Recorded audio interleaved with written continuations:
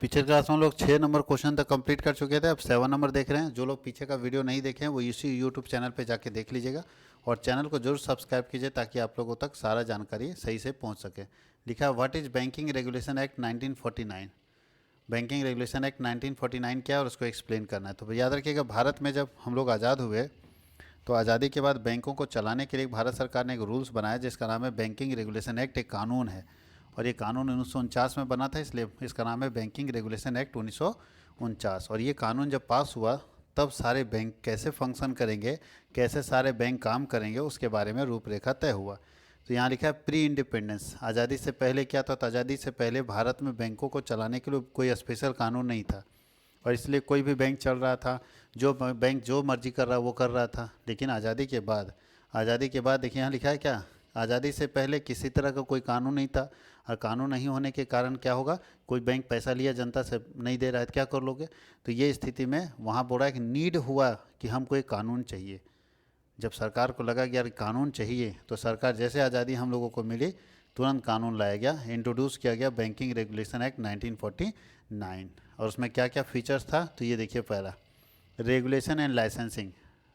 Banking regulation act 1949 में सबसे पहले उसको बैंकों को चलाने का नियम इसमें लिखा हुआ है और लाइसेंस कैसे मिलेगा वो रूल्स लिखे हुए हैं। दूसरा, आरबीआई बनाया गया, रिजर्व बैंक ऑफ इंडिया बनाया गया इसी कानून से। उसके बाद बिजनेस कैसे चलेगा, यानी बैंक कैसे चलेंगे, उसका गाइडलाइंस इसी कानून में लिखा हुआ है। इंस्पेक्शन एंड ऑडिट, बैंकों का देख रेख कौन करेगा और ऑडिट कैसे होगी, सारा रूल्स इसी कानून में लिखा हुआ है। प्रोटेक्शन ऑफ डिपॉजिटर्स, हम लोग जो पैसा जमा कराने वाले लोग हैं, हम लोगों को कैसे बचाया जाएगा, हम लोगों को कैसे प्रोटेक्ट किया जाएगा, उसके बारे में भी इसी कानून में जिक्र किया गया। आगे लिखा अमेंडमेंट्स क्या क्या और प्रोग्रेस, क्या क्या बदलाव हुए 1949 के कानून में और क्या है उसका प्रोग्रेस है, कैसे वो डेवलप किया गया।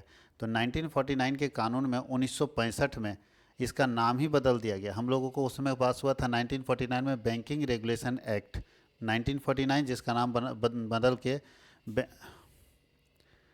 1965 में इसका नाम बदल दिया गया और इसका बैंकिंग रेगुलेशन एक्ट बनाया गया। पहले इसका नाम बैंकिंग रेगुलेशन एक्ट 14, देखिए in 1965 the act was renamed as the banking regulation act 1949 और पहले बना था उसका नाम था बैंकिंग रेगुलेशन। ये जो बना था ना पुराना नाम इसका क्या था,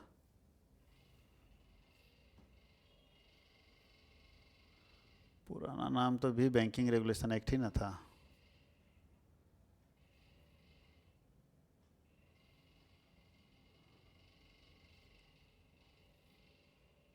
नहीं, शुरुआत में था बैंकिंग कंपनीज एक्ट, ध्यान रखिएगा, बनाया गया था बैंकिंग कंपनीज एक्ट। 1949 में बनाया गया था बैंकिंग कंपनीज एक्ट और 1960 जब हम लोग 1900 प्रोटेक्शन यहाँ रीनेम किया गया। जब हम लोग 1965 में आए तो इसी का जो बैंकिंग कंपनीज एक्ट था उसका नाम बदल के बैंकिंग रेगुलेशन एक्ट 1949 कर दिया गया। अमेंडमेंट्स हुए, हर साल अमेंडमेंट हुआ, हर साल इसमें संशोधन होता चला गया बैंकों को लेकर। जैसे कुछ अमेंडमेंट हुआ कि एनपीए का क्या होगा, डिजिटल बैंकिंग कैसे होगा, अब मर्जर ऑफ बैंक होने लगा, बैंक मैनेजमेंट होने लगा, ऑपरेशन के बारे में बात किया गया कैसे काम चलेगा। रिसेंट में क्या क्या हुए बैंक में, तो 2020 के बाद बैंकों में बहुत ज़्यादा परिवर्तन हुए, जिसमें सहकारी बैंक बंद हो चुका है, कोऑपरेटिव बैंक बंद हो चुका है, ऐसे बहुत सारे बैंक बंद हो गए। इम्पोर्टेंस ऑफ द एक्ट, ये कानून जो है वो बैंकों को मजबूत बनाता है, बैंकों को स्ट्रॉन्ग बनाता है, बैंकिंग क्षेत्र में आगे कैसे डेवलपमेंट करेगा उसको सपोर्ट करता है। ये जो कानून है वो एक ऐसा ढांचा स्थापित करता है जिससे सारे बैंक आसानी से चल सकते हैं, बैंकों को लाइसेंस प्रोवाइड करता है और इसने भारत को दुनिया के सबसे बड़े बैंकिंग और सबसे विविध बैंकिंग क्षेत्रों में से एक रूप में विकसित किया है। Social control of banking regulation act, banking regulation act का सोशल कंट्रोल क्या है, समाज में उसका क्या रोल है। तो समाज में बहुत बड़ा रोल है, बोलता है प्री 1960, 1960 से पहले क्या था। तो 1960 से पहले स्थिति बहुत ख़राब थी, मत पढ़िए, एकदम स्थिति खराब, देख लीजिए लिखा है 1960 से पहले गाँव में, ग्रामीण क्षेत्रों में, है ना, कोई बैंक था ही नहीं, कुछ था ही नहीं। तो इसलिए 1960 के पहले का जो दौर था ना, पूरे भारत में नहीं बैंक था, कुछ गिने चुने उद्योगपति बैंक में खाता खुलवाते थे। लेकिन हम बात कर रहे हैं आफ्टर 1960, 1960 के बाद इकोनॉमिक प्लानिंग और जब डेवलपमेंट होने लगा तो सरकार का फोकस है कि हमको गांव को बढ़ाना है। तो गांव को बढ़ाने के लिए वहाँ बैंकिंग सुविधा डेवलप करनी होगी। जब तक आप बैंकिंग सुविधा वहाँ नहीं लेके जाएंगे गांव बढ़ेगा नहीं, गांव में रोज़गार के साधन नहीं होंगे, किसान नहीं बढ़ेगा। रेजिन इन बोलता है in equity and financial inclusion, बोलता है कि ज़्यादा से ज़्यादा जो असमानता बढ़ने लगी शहर और गांव में उसको ठीक करने के लिए ये काम किया गया। Introduction of social control in banking, क्या क्या किया गया? तो सबसे पहले सोशल कंट्रोल इन बैंकिंग में तो बोलता है द सोशल कंट्रोल पॉलिसी 1967 लाया गया, जिसमें हम समाज को बेहतर तरीके से जोड़ पाएँ, इसके लिए बैंक को भी जोड़ा गया कि बैंक भी प्रयास करे। की ऑब्जेक्टिव ऑफ सोशल कंट्रोल, तो पहला directing credit of to priority sector, बोला है कि भारत सरकार भी और रिजर्व बैंक ऑफ इंडिया भी बैंकिंग रेगुलेशन एक्ट भी बैंकों को डायरेक्ट किया कि भैया जो प्रायोरिटी सेक्टर है, जैसे किसान, मंझले और छोटे व्यापारी जो गांव में रहते हैं, कारीगर, ये सब लोगों को पैसा दो। ये प्रायोरिटी सेक्टर है कि इसको सबसे पहले प्राथमिकता है कि इसको सबसे पहले पैसा दो, इन लोगों को आगे बढ़ाओ। प्रिवेंटिंग मोनोपोली कंट्रोल, बहुत लोग जगह पे मोनोपोली कंट्रोल हो रहा था, कुछ घरानों को कहीं बैंक पर कंट्रोल था कि यही पैसा लेगा बैंक से, उसको ख़त्म किया गया ताकि कुछ घराने नहीं ज़्यादा से ज़्यादा लोगों को मिले। प्रमोटिंग फाइनेंशियल इंक्लूजन, सरकार जो सेवाएं प्रदान करती थी वो लोगों तक कैसे पहुंचे उसके लिए भी प्रमोट किया गया, उसके लिए भी प्रोत्साहित किया गया कि हम सरकार के आने वाली सुविधाओं को लोगों तक पहुंचाएंगे।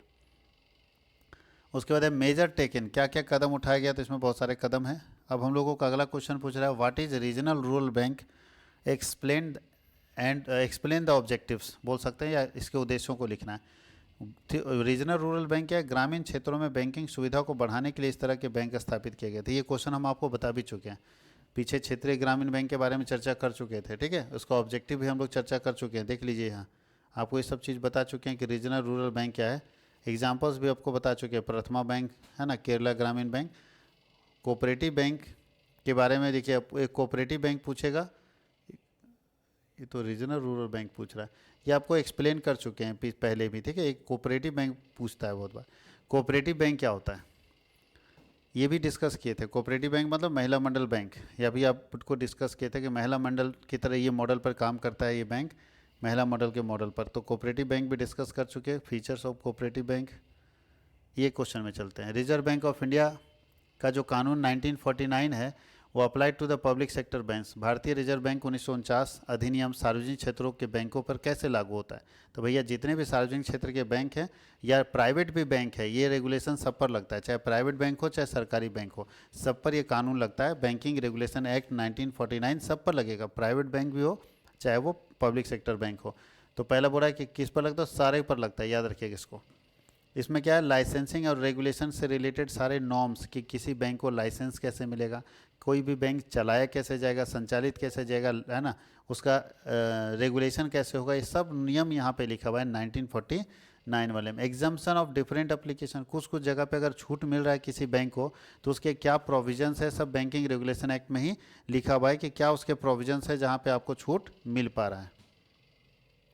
गवर्नेंस एंड मैनेजमेंट, कैसे ये पूरा काम करता है बैंकिंग रेगुलेशन एक्ट? तो यहाँ पे बोलता है कि बड़ी बेहतर तरीके से यहाँ गवर्नमेंट ऑफ इंडिया काम करती है। तो बोलता है गवर्नेंस क्या है, तो यहाँ पे government of India top bodies है और इसी के नीचे आरबीआई काम करता है। तो बैंकिंग रेगुलेशन एक्ट भारत सरकार बनाती है और उसी के नीचे RBI reserve bank of India काम करता है। नेक्स्ट क्वेश्चन है explain the power of reserve bank of India, भारतीय रिजर्व बैंक की शक्तियों का वर्णन करें। भाई बहुत पावर है। पहला आरबीआई क्या करता है, सारे बैंकों को लाइसेंस देता है। अगर हम अभी बैंक खोलना चाहते हैं किसी नाम से और हमको लाइसेंस चाहिए तो आरबीआई के पास जाएंगे, तो आरबीआई सारे बैंकों को लाइसेंस देता है। और क्या करता है, सुपरविजन करता है। आरबीआई सारे बैंकों का सुपरविजन करता है और इंस्पेक्शन करता है। सुपरविजन करता है और इंस्पेक्शन करता है सारे बैंकों की एक्टिविटीज़ का कि बैंक क्या कर रहे हैं, कैसे कर रहे हैं। तो सुपरविजन करने का काम, अगर लगता है कोई बैंक गलत कर रहा है तो उसको पेनाल्टी भी लगाता है। कंट्रोल ओवर मैनेजमेंट, सारे बैंकों के मैनेजमेंट के ऊपर कंट्रोल आरबीआई का रहता है। इंटरवेंशन पावर्स, कुछ ऐसे पावर्स होते हैं जहाँ पे बैंकों के मामले में आरबीआई जो है हस्तक्षेप कर सकता है, घुस सकता है। ये पावर उसके पास रहते हैं, हस्तक्षेप करने का power. Resolution of banking crisis, अगर बैंकों में कोई संकट है या बैंकिंग क्षेत्र में कोई संकट आ रहा है, संकट का समाधान करने के लिए भी का पावर जो है आरबीआई के पास रहता है। रिसेंट अमेंडमेंट एंड डेवलपमेंट, हाल फिलहाल में आरबीआई में क्या क्या चेंजेज आए हैं? तो पहला amendment of strengthen RBI power, 2017 से 2020 के बीच में आरबीआई की शक्तियों को बढ़ाया गया है। बैंकिंग रेगुलेशन एक्ट 2020 लाया गया ताकि बैंकों को और बेहतर बनाया जा सके। ये सारे कानून रिसेंट में हुए हैं। नेक्स्ट क्वेश्चन है what is development bank, explain it's objectives. बताइए, डेवलपमेंट बैंक क्या है, तो याद रखिएगा भारत में डेवलपमेंट करने के लिए, भारत को विकसित करने के लिए डेवलपमेंट बैंक स्थापित किए गए, जिनका मुख्य उद्देश्य होता है कि किसी भी तरह से इंडस्ट्रियल डेवलपमेंट हो, एजुकेशनल डेवलपमेंट हो, एग्रीकल्चर डेवलपमेंट हो, उसके लिए। तो भारत में बहुत सारे डेवलपमेंट बैंक बनाए गए, जैसे नाबार्ड का नाम आप सुने होंगे, नाबार्ड, आईडीबीआई का नाम सुने होंगे, एसआईडीबीआई का नाम सुनेंगे, एचडीएफसी का नाम सुने होंगे, आईसीआईसीआई का नाम सुनेंगे। ये डेवलपमेंट बैंक्स होते हैं जो डेवलपमेंट के लिए, यानी ये बड़े बड़े प्रोजेक्ट के लिए पैसा देंगे आपको। ये छोटा मोटा प्रोजेक्ट के नहीं, बड़े बड़े प्रोजेक्ट के लिए, बड़ी बड़े कामों के लिए पैसा देंगे। इनके पास से आप जितना चाहें उतना पैसा उठा सकते हैं। की फीचर्स क्या है, तो भैया ये जो डेवलपमेंट बैंक है वो प्राइवेट भी हो सकता है और पब्लिक भी हो सकता है। मिशन क्या है इसका, मिशन है इंफ्रास्ट्रक्चर को ठीक करना, रोड, बिजली, पानी, सड़क, शिक्षा, उसको ठीक करना इसका, देखिए ना, बुनियादी ढांचा, उद्योग, कृषि, ये सब को ठीक करता है। ऑपरेशन बोलता है ये लोन देता है, सब्सिडी देता है, हर तरह से ऑपरेट करता है। सर्विसेज ये ऑफर करता है, लोन, गारंटी और कभी कभी इक्विटी पार्टिसिपेशन भी बेचता है। एग्जांपल्स में तो बहुत सारा, जैसे नाबार्ड, ठीक है, ब्राज़ील का देश अलग है, हमारे इंडिया में नाबार्ड है, ठीक है, इंडिया में सबसे बड़ा अगर हम डेवलपमेंट बैंक की बात करें तो नाबार्ड है। अब अगला क्वेश्चन है, explain working and progress of state bank of India. कैसे स्टेट बैंक ऑफ इंडिया काम करता है और उसका प्रोग्रेस क्या है। तो देखिए इसको थोड़ा सा चेंज करना चाहिए, structure and organisation of SBI पूछना चाहिए। तो चलिए कोई बात नहीं, दोनों का मतलब एक ही है कि स्टेट एसबीआई का स्ट्रक्चर कैसा है, कैसे काम करता है। तो स्टेट बैंक ऑफ इंडिया में सबसे टॉप में बैठा रहता है सेंट्रल बोर्ड ऑफ डायरेक्टर।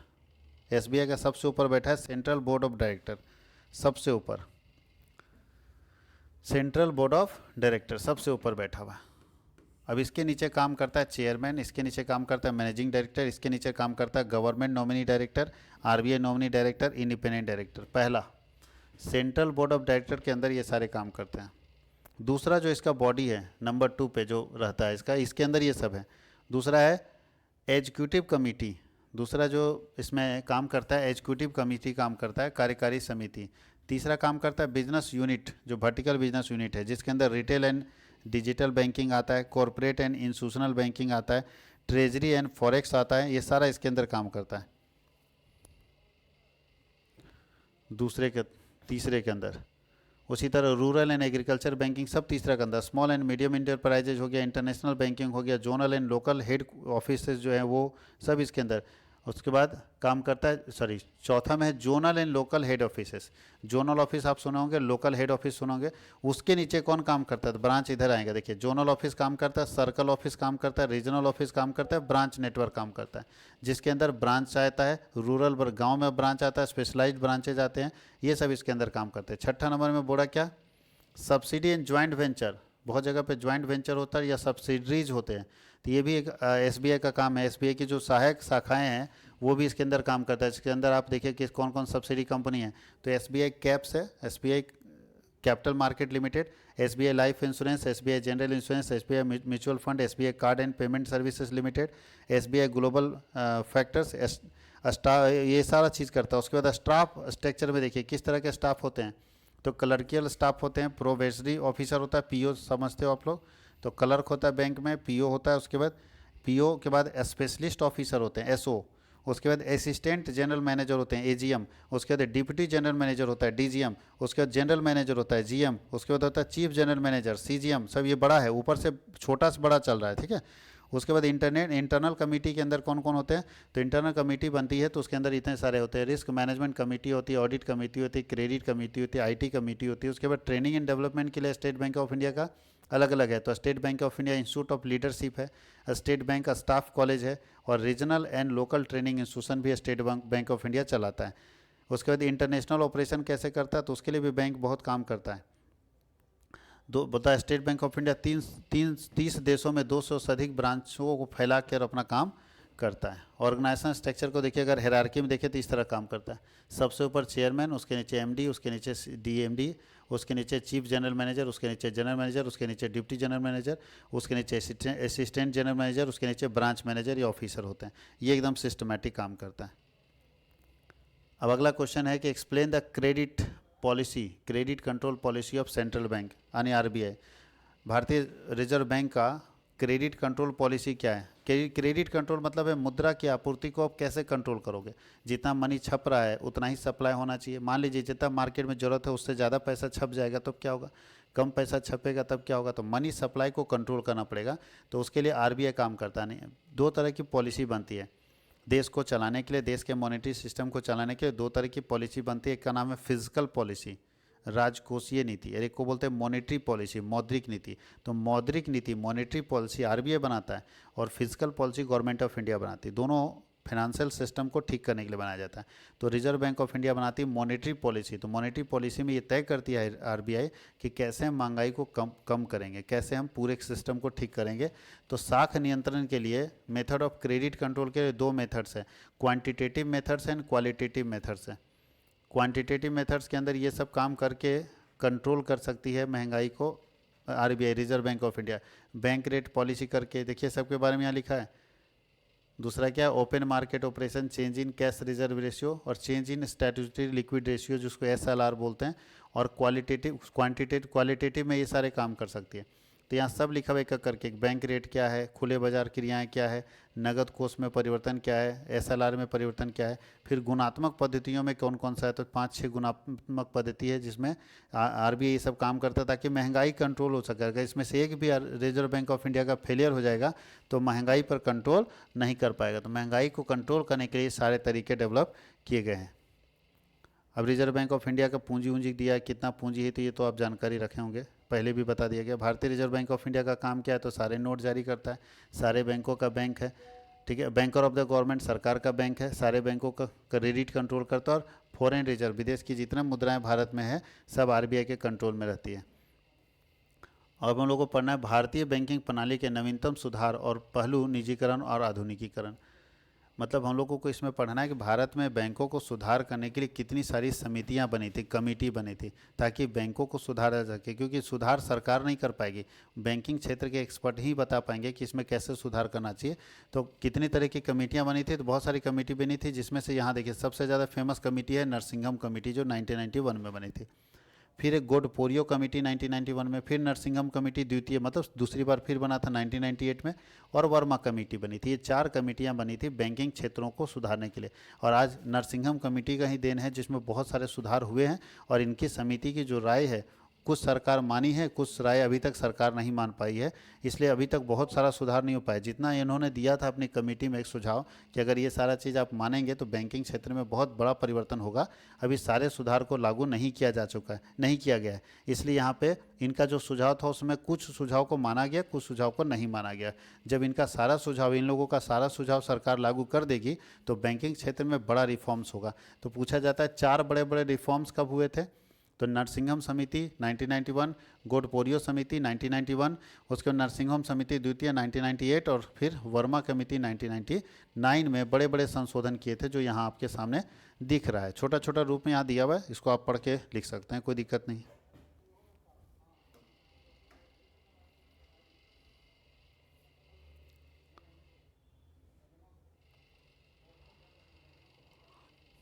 तो ये हम लोगों का 3 सेट में हम लोग पूरा कंप्लीट कर लिए। इतना सारा इंपॉर्टेंट क्वेश्चन है, आप इसको करके जाएंगे तो फाइनल एग्जामिनेशन में आपको बहुत हेल्प होगा। और इस बार फाइनल एग्जामिनेशन में आपके एग्ज़ाम सेंटर पर हम पहुंचने वाले हैं, ठीक है, रिव्यू लेने के लिए। तो हम लोग एक वीडियो रिकॉर्ड भी करेंगे और बच्चों से रिव्यू भी लेंगे। तो हम लोग सबसे पहले पहुंचेंगे कोलंबस के पास, जहां मार्कम कॉलेज का सेंटर पड़ा हुआ है। तो कोलंबस में जो बच्चे हमारे से पढ़े हुए हैं और इसका फ़ायदा उनको मिलेगा वीडियो से, तो ज़रूर वेट कीजिएगा। हम लोग पहुंचेंगे आपके एग्ज़ाम ख़त्म होने के तुरंत बाद 12 बजे वहाँ हम लोग पहुँच जाएंगे। जैसे आपका एग्ज़ाम कंप्लीट होता है 28 तारीख को आपके सेंटर पर पहुँच जाएंगे। और बाकी धीरे धीरे करके बाकी लोगों के सेंटर पे भी पहुंचेंगे, क्योंकि एक बार में तो पहुंचना संभव नहीं है। तो जस्ट गेट के बाहर ही हम लोग आपको मिलेंगे, वेट कीजिएगा, ज़रूर मिलेंगे। और फिर आप अपना फीडबैक वहाँ पे दीजिएगा कि आपके लिए अच्छा हुआ या तीनों का तीनों जो मॉडल पेपर हम लोग तीनों सब्जेक्ट का दिए, मेजर और माइनर का, कैसा रहा, कितने क्वेश्चंस मिले हैं, तो हम लोग डिस्कस करेंगे 28 तारीख को 12 बजे। Thank you.